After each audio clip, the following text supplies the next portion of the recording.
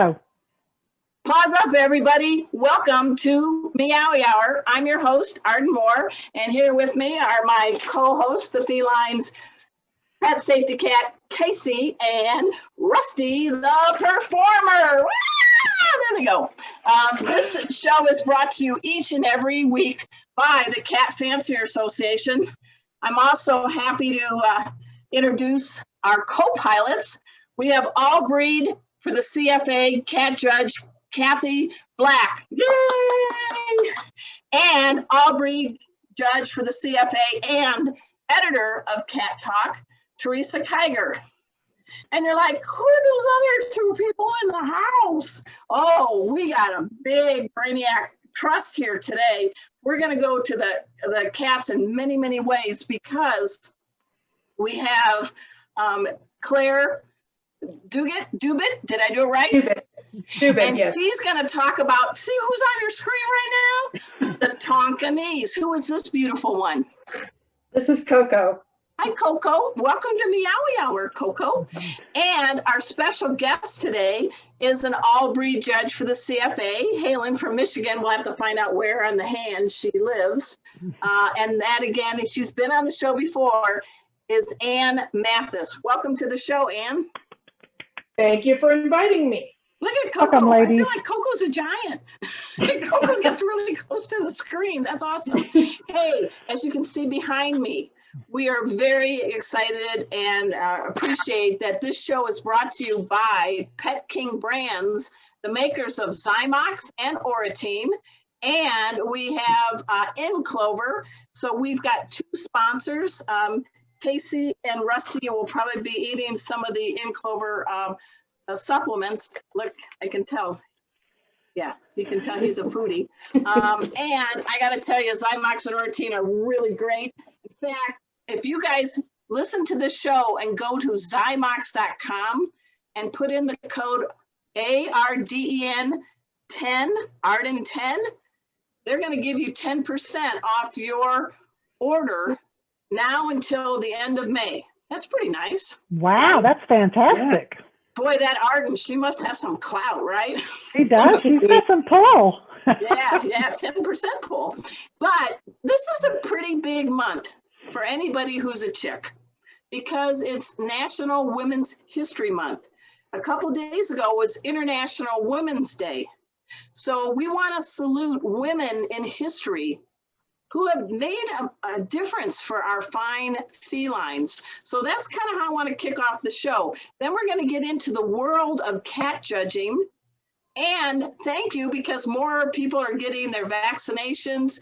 We're hopefully turning a corner on this COVID, and shows are going to be filling up with audiences. So Ann in the show is going to talk to us a little bit about what goes on in a show. Do you want to be a cat judge? That's pretty cool. What's involved? And we're going to have a trivia. We got some giveaways. We're going to honor the Tonkinese with Claire here and Kathy. And our drink is going to have beer and ice cream in it. So I know you want to stick around for that. So let me talk a little bit about some women that I admire in history that have done a great job for the CATs. I want to start with Clara Barton. Do you guys know who that gal was? Come on. It was a nurse. Yes. Yes, yeah. She's the one who founded the Red Cross. Well, some senator way back when gave her a tuxedo cat, just a black and white kitty named Tommy. And that cat was her pal for 17 years. And someone even did a portrait painting of Tommy. Anyway, during the Civil War, Clara Barton was nicknamed the angel of the battlefield. So I think that's pretty cool that throughout this real trying time in history, she had a true friend named Tommy. What do you guys think of that? Man. Every good woman should have a cat by her side. Yeah, this one's kind of interesting. Harriet Beecher Stowe. Remember the lady who wrote the book, Uncle Tom's Cabin? She had a Maltese cat. I don't know why, but she named the cat after her husband, Calvin. I don't know if that was a compliment or a challenge? Maybe they were both hairy. Maybe. My father was actually named after her father, Norman Beecher, because they're relatives. We're relatives. Really? Oh my gosh, that's cool. Well, this cat, Calvin, was, she said, walked into her house one day out of the great unknown and became at once at home. Doesn't that sound like writing from the 1800s? Anyway, Calvin would like to perch up on Harriet's shoulder as she wrote her great novels. Wow. So I'm just wondering if she looked like this at the end of Uncle Tom's Cabin. Yeah, really. Maybe it wrapped really well around the neck, kept her warm. Okay, 3 sisters, the Bronte sisters. Let's see how good you are. Give me a name, one of the names. Emily. Emily, good. What's another one? Charlotte. Charlotte, good. That's an A. Who do you think? That's a harder one. She's not as known. Anne.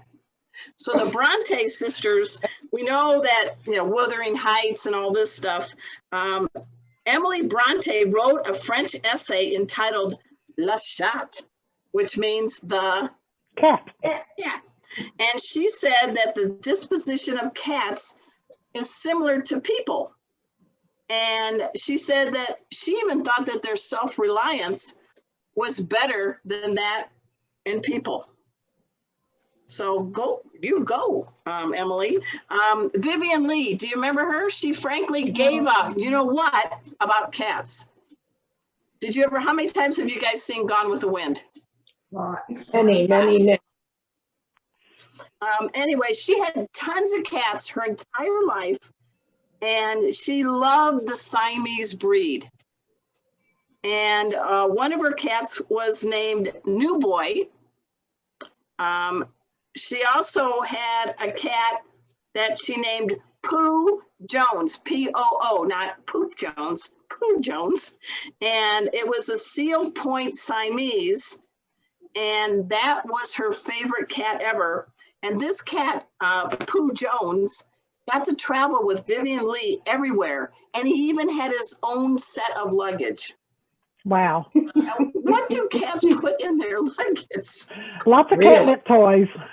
There you go. Let me ask Rusty. Rusty, when we travel, when it's safe to do so, am I going to have to buy you a set of luggage? Yes, you will. You better put lots of treats in it. All right. So, and I think the last one I want to share with you is Florence Nightingale. What a great lady. She founded nursing, the modern nursing. And it said that she said, quote, cats possess more sympathy and feeling than human beings. When we think they're aloof, they're not. No. Anyway, at one time, she had about 17 cats at once. And they think she had over the years up to 60. Wow. Oh. And she even let the kitties eat off her china plates. So we have to come back as Florence Nightingale's cats if we could do a time machine. But I'm thinking, well, they didn't have paper plates back then. There were china plates. What? Yeah, they were only china plates. So it sounds really special. So I'm saluting some of these famous women who have done things for cats. And I'm going to put my co-pilots on the spot right now. I'm going to start with Kathy. Kathy, who would be some woman, current or past, that you want to acknowledge during National Women's History Month that you feel has done a feline job for all things CAT? Well, the 2 ladies I'm going to talk about, most people have never heard of. Their names are Christine and Suzanne Leger. I don't know how to pronounce their last name. They were French ladies around 1925. They were very strong-willed and rather intense, is how they were reported as being. They studied the national word school. That starts with the letter B. Yeah. But they graduated first and second in their class at the National School of Horticulture. Wow. And they bought some land on an island outside of France, Belle Isle Island. They bought 74 acres and they started breeding the Chartreux breed of cat. and Really? they are most known for cultivating and really being known as being breeders of chartreux cats. So all the Wow. chartreux can trace their history back to those sisters from 1925, and That's not that long ago. Wow. Okay. no, and they really were instrumental in getting the breed standard written. Later, the chartreux were being bred to the Brits and the Persians, and they were kind of wanting to change the standard. And these women were like, "No, this is what a true chartreux looks like." And there's pictures that have shown their cats, and they look very much like our cats today. So, Well, we salute them. we Well, salute cool. them for being Sister such. power. Sister That's paw right. power. Yeah. That's right. Hey, how about you, Teresa? Do you have anybody you want to give a shout out to? Yeah, I do. You know, what Kathy was just talking about was, you know, how cats breeds had to survive after World War II. I mean, not just the humans, the war didn't just take its toll on humans. I mean, catteries were just in ruins because that's kind of like not what you're thinking about. But right after World War II, there was an exiled Russian princess named Princess, and I'm going to screw this up, Princess Trubetsky. She's not around anymore. Don't worry. It's okay. Anyway, she'll appreciate your effort. Right. She had been exiled. You know, she was one of the White Russians, was living in Italy and fell in love with the Egyptian Mao. While she was there, she managed to acquire a few. There was a few breeders in Italy that had some Egyptian Maos. And in the 50s, when the princess decided to immigrate to the U.S., she took a few Egyptian Maos with her, and later managed to get a hold of a couple more. And that is those cats are literally the foundation for that breed here in the U.S. Wow. What's something about the Egyptian Mao that you like, Teresa? Oh, that they're graceful, they're elegant, they have that long, lithe body, and I appreciate the history of them because they really are our oldest breed. We see not photos. We see two paintings of them in the pyramids, that are 4,000 years old. Yeah, I'm gonna say if they got Polaroids back then, there was some wouldn't have lasted that long.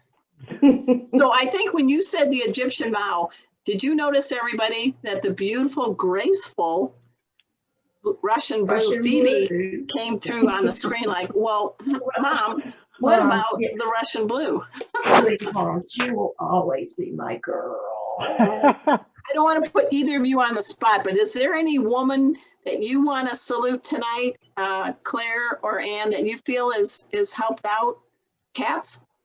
There are other women that have started breeds. So about an hour from where I live is where the woman who developed the Ocicat breed, I think, I forget what she was aiming for, but it wasn't what she ended up with. and the woman who developed the Bombay breed by mixing American Shorthairs and Burmese lived in Kentucky. So that's another two women who've created a man-made breed that we judge. That's pretty cool. Yeah, like Virginia Daly was trying to get an agouti ticked color point. I thought that. Yeah. An Abbey colored Siamese. That's what she was. Oh, okay. Right. Yeah. Claire, is there anybody special, present or past, that you want to shout out to tonight? Well, along the same lines as Anne was talking about, I guess since we're talking about Tonkinese tonight, I would say Jane Barletta was really instrumental in getting Tonkinese really started in the U.S. and in CFA. How long ago was that about? Oh, gosh. Jane's still alive. Yeah. Yeah. Way to go, Jane. Good job. A lot of exhibiting.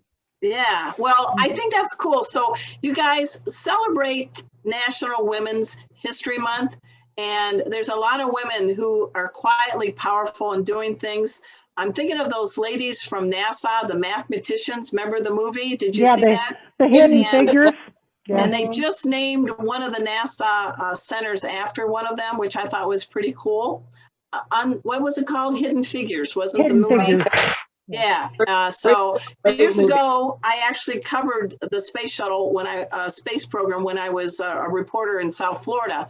So I would go up to Kennedy Space Center for all the launches, and I had no idea their history until I saw the movie. So I want to salute all women that are doing great things and helping for the lineage of some of the wonderful cat breeds and others that are doing great things for all cats. So this is what Meowy Hour is all about. We're all inclusive, right, ladies? Absolutely. And one of our viewers just mentioned the famous Nikki Horner, who developed the Bombay. Yes. There you go. See, we're getting the conversation going, guys. Hey, we're going to be giving away a couple of prizes tonight. Kathy's going to do that in a second. But I first want to give you the answer to last week's trivia question. And we'll then talk a little bit about our sponsors. But we mentioned that the CFA announced the top 10 vote getting, right? Breeds, not vote getting. Number of registrants. The favorite top 10 cat breeds for the year 2020. One of the few things great about 2020 was the cat breed contest. And I asked you to please name who finished 10th. Drum roll. The answer is the Sphinx. And I thought it was kind of cool that companion cats finished 11th. So with that, I will ask Kathy, please tell us, what did they win, Don Pardo, and who are they? Okay, the two winners chosen were Jamie Brehob and Carrie Jeffords, and they won both the Zymox Oratine package, which is on your screen now, which has the shampoo, the conditioner, the air cleaner, and the toothpaste. And they also won the four wellness treats that we have from In Clover. So let me get that up here real quick. Stop that share and show this share. I think we had some healthy, good prizes. Yeah, let me show you this, guys. I love the names Flow, Sleek, Smile, and Spry. So these are created by Rebecca Rose, who is a biochemist who created this program, this line of supplements. She also does things for dogs. And Rusty on cue is like, can I have a little of the Sleek, please? So he's ready for his, but they're all great supplements. Don't go crazy and give them, fill their bowl. It should be 10% of their normal daily caloric needs. But we're very happy to have them partner. And she's been on our show before. And we learned a heck of a lot from Rebecca. I also wanted to mention Zymox and Oratine, guys. Some kitties don't like their teeth brushed with even a finger brush or, he wants to lick my fingers now, or a toothbrush. So I like that Oratine has a bunch of things like a toothbrushless, not toothless, gel, and they have some things you can put in their water bowl, additives that are really good. Dentists like them, and they keep our cats' mouths nice and healthy in their teeth, which is a big deal. And then, of course, Zymox, you guys in the cat world, you're always having to bathe your cats, aren't you? Yes. So this week we're going to do two winners, but they'll only get one of the gifts, either the Zymox package or the In Clover wellness treats. So whenever I pick you, I'll ask you which, if you have a preference. So we're just going to do one of these. If you haven't caught the show live, we do run it. It'll be posted on the CFA Facebook page, on the Arden Moore Facebook page, and also go just do Meowy Hour YouTube, and you can still compete because Kathy usually makes the winning selection on Sundays, so you still got a shot. Tell your friends. So Rusty has a question. Here's my trivia question for today, because he's into pop culture. He's like, all these women from the past. I want a current one. He says, name the cat-loving celebrity who, and you guys can't answer this, Claire and Ann, because it's going to be revealed next week. Scout's honor. Okay, name the cat-loving celebrity who loves her 2 Scottish folds. The kitties are named Meredith and Olivia Benson. So, is this? I know, but I'm not going to say. I know too, Rusty goes, because I'm reading it right here. A, is it Keisha? Is it B, Katy Perry? Is it C, Taylor Swift? Or is it D, Martha Stewart? I really gave you a big range of cat-loving celebrities to choose from. Again, who has celebrity has a pair of Scottish folds named Meredith and Olivia Benson? Is it A, Keisha? Is it B, Katy Perry? Is it C, Taylor Swift? Or is it D, Martha Stewart? So put in your answers now. And one winner is going to get a cool thing from Pet King Brands of the Zymox Oratine gift package. And another winner is going to get the 4 In Clover cat supplements that are really good, full of good stuff. So I think those are pretty good prizes, don't you guys? Yep. And People are already answering. And you have until Sunday to type your answers. So if you're not watching us live, you have says, just I have to as check as it. I have to everybody make else. sure. I have to do quality control. Come here, come here. Okay, let's see if he'll do any trick. Come here, Casey, Rusty, come here. Ready? All right, all the way up, up, up, up, up, up. There you go, circus cat. That's it. Don't worry, we're not going to be on America's Got Talent. So moving on for the heart of our show, and that is to talk with Ann Mathis. She's an all-breed CFA judge. She's in Michigan. What part of Michigan on the hand? Near Lansing, kind of in the middle. Okay, okay. What is it with everybody from Michigan? Why do they always do this? I'm from the Chicago area. I never knew why. It's the only state you can do it, or Florida, but then you have to turn your hand weird. Yeah, this is much easier, yeah. Yeah, this is easy. All right, what we want to do with you tonight, Ann, and thank you again for being our special guest, is this. I mean, things are starting to get better. Before we got on the show tonight, you mentioned there's a couple of shows in the end of this month in March. Can you tell us that are already booked with entrants, right? Mm-hmm. So tell us about that.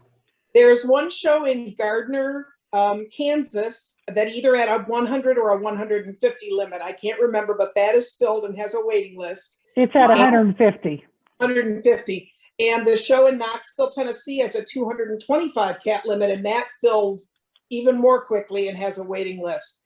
We're closing shows or stopping accepting entries farther out right now because of the things that they have to do. We have to sign a COVID waiver to enter the show hall. They take your temperature. These are good precautions. Oh, absolutely. There are no spectators at this point, but we're hoping that changes soon. It's very difficult for a club to break even without spectators. Yeah. So as a spectator, because I've gone to a few cat shows, because I know I'm an optimist, people are getting their vaccines and it's getting more and more readily available now that there's 3 different pharmaceutical companies doing that.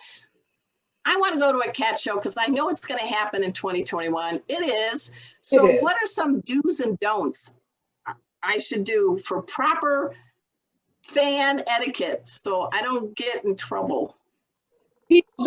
People don't want you to reach out and touch their cats without permission. If don't do that. If you don't know about the amount of time it takes to groom a show Persian, you don't need someone's child sticking their sticky hand on that cat that you blow dry for 2 hours. And generally, if you want to ask the judge questions, it's probably best to do that when there isn't a cat on the table. People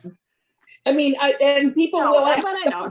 They'll say, what breed is that? And I can answer that, but I don't want to have a conversation with someone while I'm trying to evaluate an entry.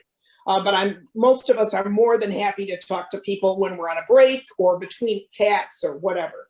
I know this sounds weird, but because cats have such a powerful nose, the sense, the smell, this is not the place you get a lot of spritzing of cologne going in, right? No problem. Okay. Probably not smacking gum either, right? No.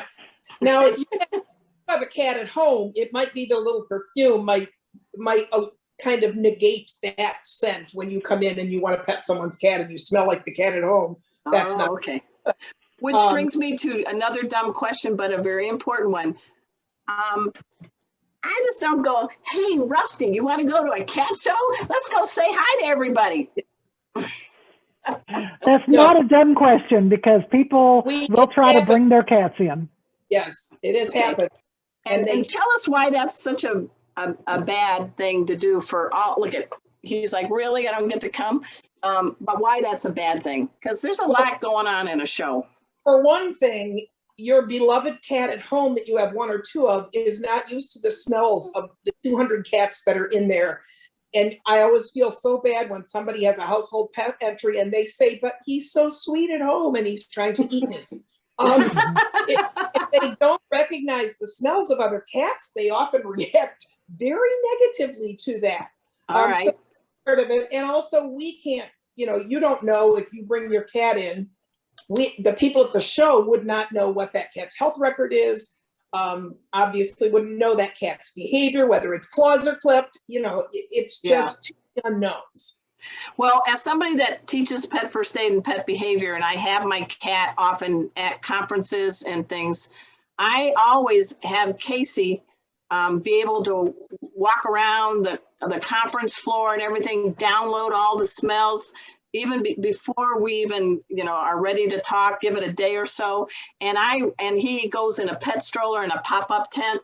So he has his own private bathroom and all. And I'm very conscious of that. So I can only imagine at a cat show where these cats are being looked for, making sure that they meet all the standards for their breed. And they read our emotional state. So they can read their handler's stress level, right?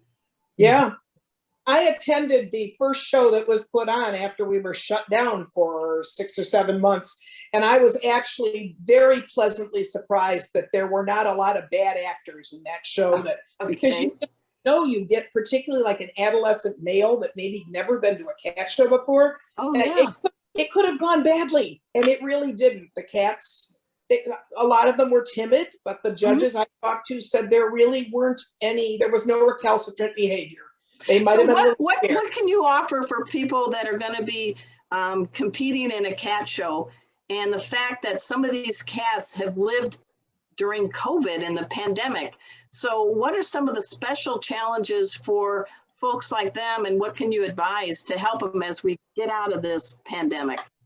Certainly, if you've got a cat that you haven't let your friends touch, you want as many people to get hands on that cat or be around that cat so they're used to different people.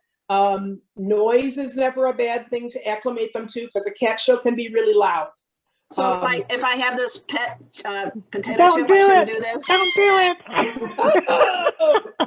One of our Albury cat judges says she always taught her cats to stay away from the outside doors. One of them would stand outside and slam pan lids together. And then the cat would, oh, not going through there. But, just them. See, these are good things. I want to know about that. Yeah, because you're actually helping 3 different kinds of people. You've got the judges, you've got the people that have great cats they want to show, and you've got people that want to go to a cat show instead of a sports bar to watch football. So, you do have to appreciate all 3, right? Am I missing another? And the vendors, too. Right. You're absolutely right. And I think at this point, judges are very understanding of a cat that's a little more timid than they might normally be. Usually you show them young as a kitten so that they're used to being handled early. How young can they be to be shown? 4 months. Okay. So they've had their first round of vaccinations and things like that. Usually they're second too. Oh, second. Okay. So they're in the kitten class from 4 to 8 months. And then they either go into the championship class for cats that aren't neutered or spayed, or the premiership cats for cats that are. The companion cats can be any age 4 months up. So I want you to divide this up. There's a big boom, and we're doing the whole thing with companion cat world for cats that are like Casey and Rusty. They don't have their papers. They're just mutt cats. But the household division. So what kind of tips can you give people if they want to enter their cats in that? And then let's go now into some of the pedigree division too. So let's start with the house cat division. it's always better if the cat is groomed beautifully, and that might mean bathing. And probably the best time to bathe the cat that's never been to a cat show before is not for the first time the night before the show. You know, they need to be, again, the people touching them, those claws need to be clipped. We do not allow the showing of declawed cats. So they have to have their claws, but they need to be clipped. And if they're older than 8 months in the household pet class, they have to be neutered or spayed. Okay, well, Rusty wants you to know that today Arden gave him a mani-pedi, and he purred the whole time while he was getting it. He has a very fluffy cat, but we have not bathed him yet. He's only a year and a half old. That'll be a fun day. But I'll probably use Zymox because it's easy and it's safe and it won't have any harsh detergents on it. So look out, world. He may enter the household division. Well, not every cat would have to have a bath, but we prefer them to be clean. And so, you know, and remove all, and you know how cats, when they get nervous, the hair just starts flying everywhere. Okay, so if you've not bathed them and you've not removed all that dead hair that's in there, as soon as they get nervous, there's going to be hair, it's going to look like pig pen. There's going to be hair flying everywhere. So a good bathing and a good brushing or combing leading up to the show. Even though the cat may not get a bath within a couple of days of the show or something like that, but at least, you know, make sure the ears are clean, make sure their eyes are clean. It's a beauty contest after all. I mean, what are the criteria in a household cat division? Because obviously there's very certain breed standards for some of the cats, like the Sphinx versus a Scottish Fold. There is no standard for the household pets. So it's judge's preference. Okay, that's fine. But it's kind of a fun element, don't you think, to the show? Very fun. Yeah. And I do think you guys... some of the cats love it. I mean, some of the cats just take to it like a duck to water. It's just incredible how they eat that attention up, where others are going to be timid and scared and, you know, may take some getting used to. But some cats are just like, I'm here to shine. I mean, like Casey would be. You know, Casey's like, hey, ladies. Yeah, my cat wears a cowboy hat when we teach first aid or go to see kids or go to the hospitals, and he comes in a pet stroller wearing a cowboy hat cocked on his head. He's a therapy pet, though. He's he's bulletproof. Rusty's still learning, but I do agree that he was adopted from Samantha Martin of the Amazing Acrocats when I got him at 6 months, and he had been very much socialized. And then with COVID, it's been a real trick. And I notice he gets a little spooked sometimes if somebody new comes to the door, but then he quickly regroups, and I don't make a big deal of it. So let's move on to the pedigrees, the people that have beautiful cats that they want to show. And you, if you can share your story, Anne, because to be an all-breed judge, you don't just go, I think I'll do it in a month. I'll just do an online test and I'm in it. It's a whole, like you did it, it took 5 years. Is that right? 5 years start to finish. And that's a commitment, but that's a salute to the caliber of these ladies I see in front of me now that are all breed cat judge. So why be an all breed cat judge? What do you love about it? And you also had to raise some cats, right? Yes, you have to have shown, pardon my barking dogs. Have to have shown for at least 7 years before you apply. I had shown way longer than that. I didn't. At 7 years, I had no interest in being a judge because I love showing, and didn't feel that I knew enough to get behind the table and act. What were you breeding? What was your cat of choice? I bred Oriental short hairs and also Japanese bobtails. So what was the appeal for those two? I had just a domestic long hair, and a friend of mine said, you know, your cat needs a friend, and we know someone that has a purebred Oriental short hair that doesn't get along with their other cats they bred, so maybe you'd like him. And I went to this vet clinic where he was living, and if you've never seen an Oriental before and everything's long and they have these giant ears and this long face and this long body, and I looked at that cat and I thought, that is the ugliest thing I've ever seen. But then he climbed the fence into the dog's cage and was down eating the dog's food, and the dog was just staring at him, and I said, okay, it's ugly, but I have to have it. Now I think they're absolutely one of our most beautiful breeds, but like a lot of our breeds, if you've never seen them before, it's kind of a shocker because you don't know. What was his name? What was that cool cat's name? His registered name was Mars Ares, for the Greek and Roman gods of war. I did not name him, but the first time we took him to a show, he kind of acted like the Greek and Roman god of war. Then I had to get different cats that wanted to be show cats, and that's how it all began. So obviously there's a lot of steps, and I guess you can go to CFA.org. Is there some things that help people know some of the steps like you took to go from being a cat breeder and showing to becoming considered to be a judge? I looked yesterday, so I knew where it was. And Good. If you Google search CFA judging program rules, you will get those to pop up.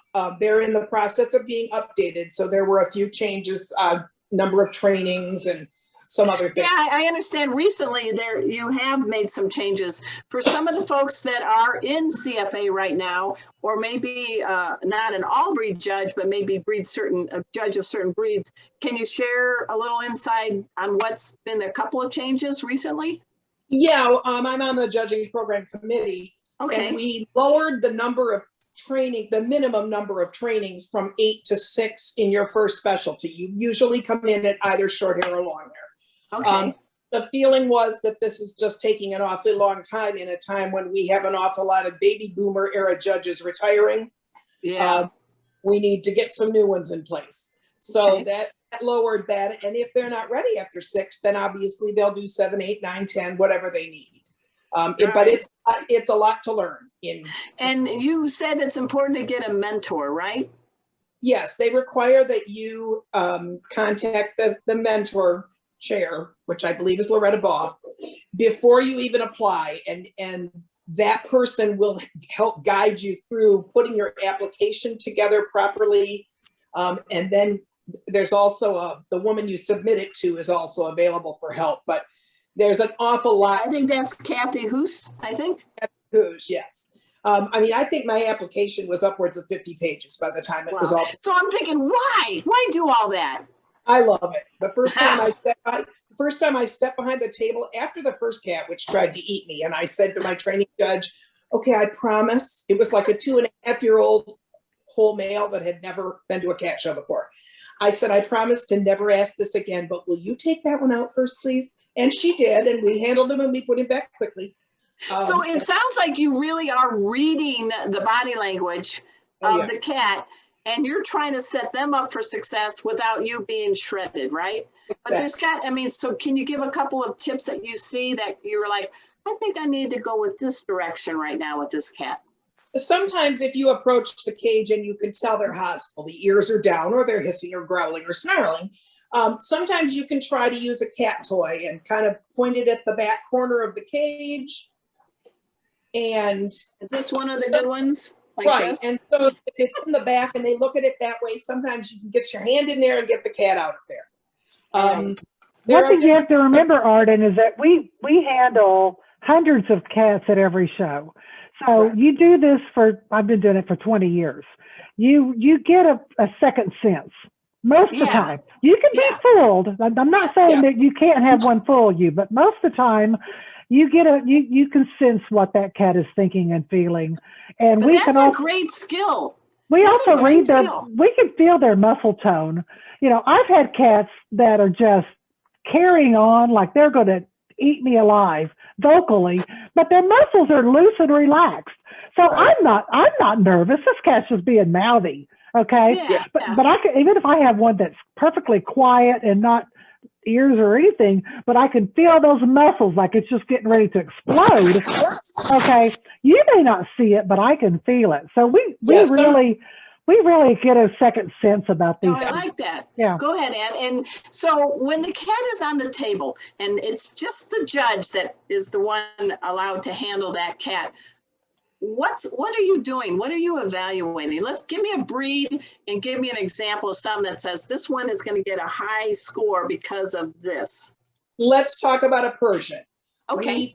We feel from across the top head from ear to ear, there shouldn't be any lumps and bumps. We feel from that break between the eyes all the way around the back. We want it smooth with no lumps or bumps. And sometimes they can have a giant lump and you can't see it because of all that beautiful camouflage. Oh, yeah.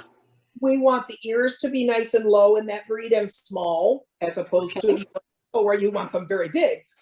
We want the body to be short. Cobby is the word in the standard. We want it to have. That's what I heavy feel bone. like I am, short and cobby. Okay, Yeah, it was spelled that way too. Yeah, people say you look like your pets. I don't look like an Oriental short hair. But anyway, you want to make sure that there's no fault to the tail. And every breed, most judges are trained to always assess in this, either from front to back or from back to front, and not repeat a motion a whole bunch of times. Once you have some experience and you can do this, and that's really all you need for that top of the head.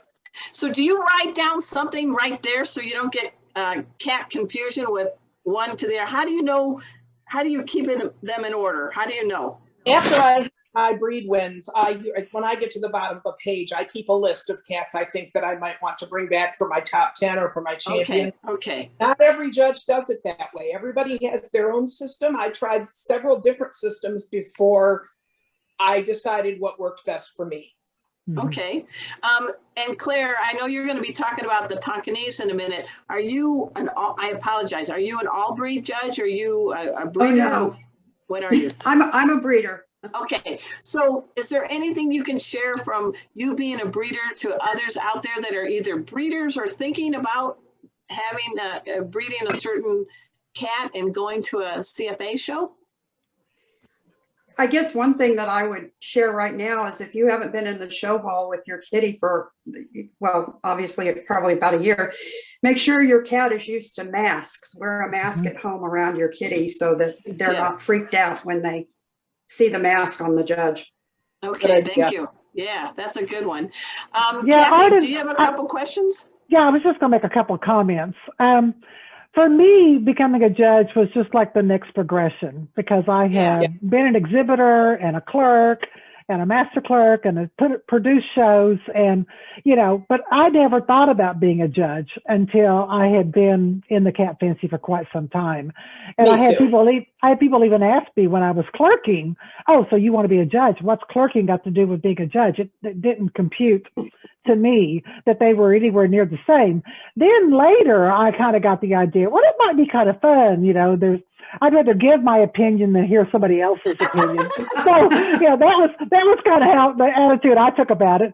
But other people look at it as the opportunity to travel or the opportunities to, you know, see different things, you know, handle all the cats.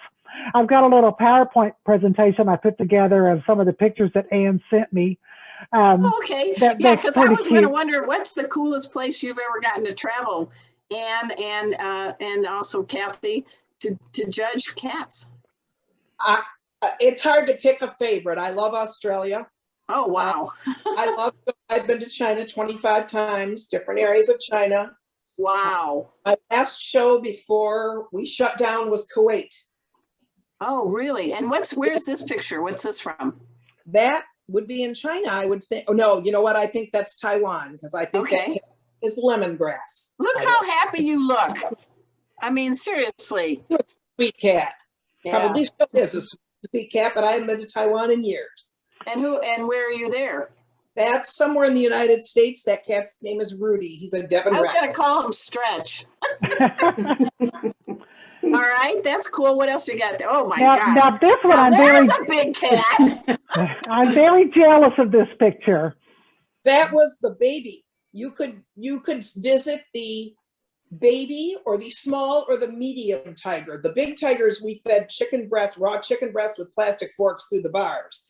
But yeah, good move there. Good move, yeah. It went in with the young ones. This one, I believe, was it was 180 pounds. I don't remember the age.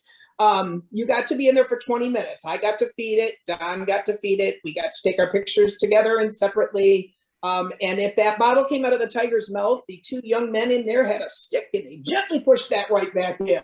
But that's an incredible photo. Wow. Wow. It was a fabulous. Is this a picture of you lying around? Sorry. That's right. That's in Thailand. Oh, that's great. On the left, I believe, was Malaysia, maybe. Okay. Or Thailand. It might be Thailand. And the one on the right, that's Chairman Mao. So that's China. And you see Judge Black. Yeah. Yes, Oh we my were in China. gosh. We were in China for that one. Yes. Yep. That is so great. That's so great. And Now then, here's I you know and this lady. Teresa. There's Yeah. Teresa. They, Ah, in China, I was in the middle of Beijing. a little Oh, bit, wow. it was a hutong tour. The hutongs were the courtyard homes. And they took you on this little thing, and the guy would pedal his little bicycle and take you, and you would go in one of the hutongs to visit. I bought a painting from an artist in one of them. They all had a little cottage industry. Wow. Hey, we got to wrap up soon because we've got to get to Claire to talk about the Tonkinese with Kathy. So first of all, Anne, I hope you'll come back because we just Absolutely. scratched the surface of what life is like as a cat judge for the Cat Fancier Association. But I really salute all of you that are breeders and cat judges and clerks. It's like putting together a Broadway musical almost. It takes a village. It really. It really does. And I'm really happy that things are getting better, but you're taking the nice safety precautions for everybody. And so thank you so much. I know that Claire's up and you've had this Tonkinese been hanging out trying to see who can photobomb the screen more, Rusty or your beautiful one. So let's have you guys go ahead and take over and talk about the Tonkinese while I get my ice cream ready for our drink tonight. Okay, so the Tonkinese was originally a hybrid between the Siamese and the Burmese. Anne was talking about her Orientals. That's the same body style as the Siamese, long and extreme. The Burmese are more short and compact. So they ended up with a breed that strikes a nice happy medium. The standard calls it neither cobby nor svelte. So we don't want anything on the extremes. Medium is always a very broad spectrum, just not anything on the extremes. So this cat is an alert cat, active cat, good muscular development, should be surprisingly heavy for its size. It comes in 12 colors and 12 color pattern varieties. You have your 4 colors, the platinum, champagne, natural, and blue, and you have your 3 coat patterns, which is the pointed, like the Siamese pattern, which is the highest amount of contrast, the mink, which is in between, and the solid, which therefore has more body color. I've just got some quick pictures here, and then we'll let Claire talk. These are both platinums. Here we have a champagne solid, right, Claire? Correct me if I'm wrong. And I think a mink, and then the naturals, the natural pointed, and the natural solid, and then the blues. The eye color is going to vary based on the pattern. The pointeds, of course, are going to have the blue eyes. The minks have what we call the aqua eye color, and the solids will have more of a yellow to green. Right, Claire? Correct me if I'm Chartreuse looking, yes. Yes. Okay. And then this is a bunch of kittens. Aren't they cute? Okay. Why don't I stop this and you can tell us about the cat you have in your hands. That's more interesting than a picture. Yeah. This is Luke, and something that Arden was talking about with, what's the word I'm looking for? Kitties that go to the nursing homes and things. This is going to be our new kitty for the nursing homes. He doesn't look like he would do very You're well. talking about therapy cats. Yeah, thank you. Therapy cats. Tonkinese are really good therapy cats. Let me grab a different one. And Luke was a platinum mink. Oh, that's the This is pregnant Coco one. Chanel. Yes, the pregnant one. Coco is a natural mink, and you can see she's a very dark natural mink. That's something that the colors are just like people's hair colors. You can have a lot of different shades of blonde and brown. She's a very dark natural. And you can, I'm not sure her eyes are going to show up really well on the screen here, but she has beautiful aqua eyes. She really does. Yeah. And then I have when a is she platinum due? point. When is her babies due? Friday. Oh, yeah, she looks like she's imminent. She's supposed to have 5. And this is a very young platinum point. This is Diamond. And Diamond has really nice eye shape and really great ear set for a Tonkinese. She's kind of tired right now. Yeah, she looks very sleepy. Yes, she does. And she has nice blue eyes with her pointed pattern. So, and that's what I have to show you all tonight for the Tonkinese. The biggest word to remember about Tonkinese is moderate. Everything about a Tonkinese should be moderate, nothing extreme at all. So tell us about their personality. Oh, they're great. They love people. They get along well with other animals, dogs. We play some with ferrets. They know no strangers. When the doorbell rings, they'll be right there to answer the door with you and sometimes run out to greet the people at the door. I had one jump on top of the shoulder of the washing machine repairman to say hello. He was not real happy, but. No, he probably wasn't. Well, kind of a funny story, Arden. Back when the Tonkinese were first accepted, I was breeding and showing Somalis, and supposedly the Tonkinese hated red cats. And so before the Tonkinese would ever even be able to be allowed in the judging ring, because normally you just run the breeds concurrently, so they could be multiple breeds in the ring at one time. No, the Somalis all had to leave the ring completely before the Tonkinese came up. And I had a Tonkinese breeder that wanted a red Somali from me to let it grow up in her house with her cats, so her cats would be used to red. Now we're talking a long time ago. We're talking 25 years ago. So I don't think the Tonkinese have that problem anymore, but that was an issue when they first were accepted. Oh my gosh. Well, thank you very much, Claire. I learned a lot about the Tonkinese. What we're going to do now is we're going to talk about the companion cat world, a little bit about cat first aid, and then pray for me because this kitty cocktail I've created has ice cream in it. So we know the cats are going to be in your face. Yeah. So take it away, Kathy. Okay, so the CCW program is our companion cat world, and it is our program to recognize the non-pedigreed breed of cats. Again, thank you to everyone that participated in our CFA virtual cat show. I know that Desiree is running behind. People are looking for the finals. I heard through the grapevine that because of the number of entries in the Beautiful Eye contest, that she's going to expand it out to more than top 10 for prizes. So I know they're still working on the finals. I know they're still trying to get those posted. So everybody, thank you for your patience and stay tuned. Those will be posted soon. If you want to learn more about our program, go to cfa.org/CCW. And the $13 is the one-time fee to register your companion cat with the Cat Fanciers Association. So check that out on our website. All right. That's really great. I'm glad the turnout was there. Okay. Casey and Rusty, the crazy ones here, they are proud card-carrying members of the CCW. At this time also, I'm pretty excited. I'm spending the weekend not being a cat judge, but I'm going to be teaching a veterinary approved cat first aid class on Sunday, and I'm teaching a dog and cat class on Saturday. And so if we can show that slide, I appreciate it. These guys that are crazy, Claire and Anne, Casey and Rusty helped me teach my class. They also team up with my dog Kona for the one with the dog and the cat. So they're crazy for ice cream, but when it comes to pet safety, these two kitties are on the job. What do you think of their picture, Claire? Oh, they're beautiful. Don't they look like they're ready to help save a life? Yes. I mean, even Casey, he's the therapy cat, the one with the little Red Cross medallion. That's an ID tag, but he is known as Pet Safety Cat, and he takes his job very seriously.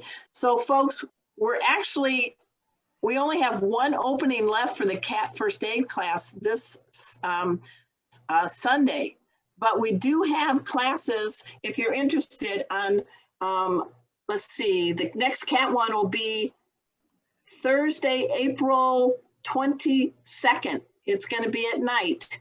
And I hope you guys can go to Pet First Aid for You. It's $40. It's a 3-hour class. You get a course book, my bad jokes, and you're learning what to do when uh-oh happens.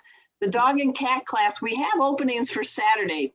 It's from 11 to 3:30 Central Time. It's $79. And the good thing about COVID is that if you're using Zoom, which we are doing, you get to be able to have your own cat and dog at home and be able to practice as I guide you with Casey, Rusty, and Kona. What do you think of that, guys? Great. So just go to Pet for Safe for You, and you're going to have. Last week we had somebody from Germany, and the month before Cairo, Egypt. So hey, Sweet. there are some bennies. I'm not a cat judge. I don't go to China 25 times, but I'm glad I get to teach globally. So that's always cool. Yes. We're going to wrap this up with a cat cocktail, kitty cocktail that I created. It's called the Yummy BBIC combo. It's an adult milkshake that you should be sipping while your cat is curled up on your lap. And give a big pause up, everybody, for this great graphic created by Teresa Keiger. Oh, I love this one. I hope it looks like this, Teresa, because that really looks good. You had the proper Guinness class. Yes. Well, I don't, because I'm not much of a beer drinker. So what I've done is, last time everybody remembers when I tried to put ice cream in a drink, what happened? You get a Cat cat. from the left to me, cat from the right.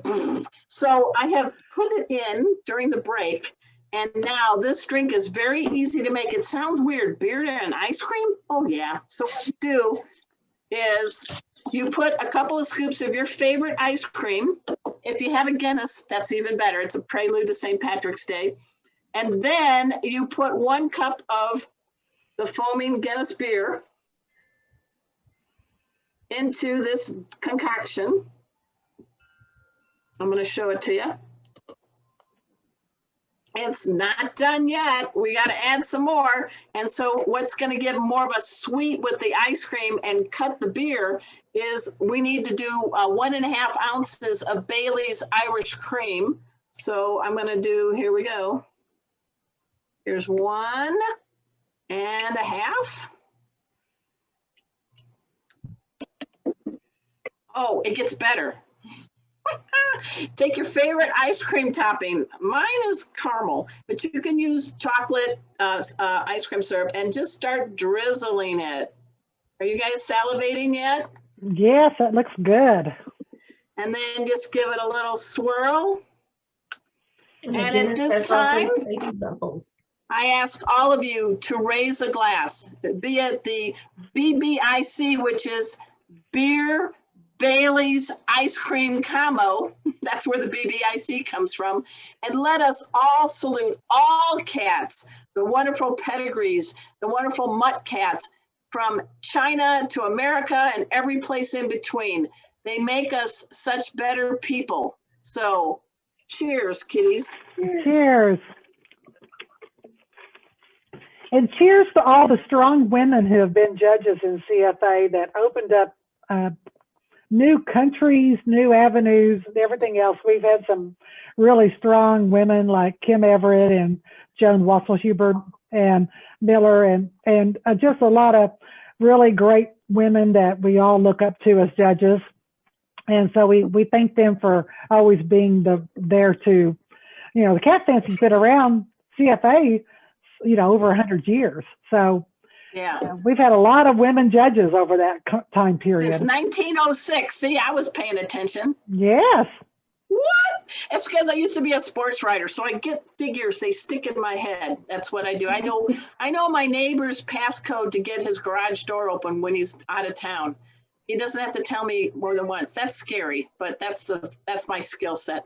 Hey guys, at this time, let's do a big shout out to the Cat Fancier Association. Let's do a shout out to our wonderful sponsors, Pet King Brands, the maker of Zymox and Oratine, and In Clover. And again, compete for those giveaways. They're very good quality items.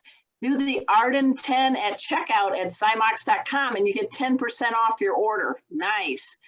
Let's give it a big round of applause to my co-pilots. We're talking Kathy Black, Teresa Keiger, and of course our special guest today, Ann Mathis and Claire Dubit. Guys, thank you so much for being part of our show. Next week, we have a celebrity veterinarian in the house. Dr. Jeff Werber, the veterinary to the LA celebrity stars, is going to be in the house. He's a big guy on Instagram too. He's won an Emmy. I've known him for about 20 years, and he also hosts a show on Pet Life Radio like I do.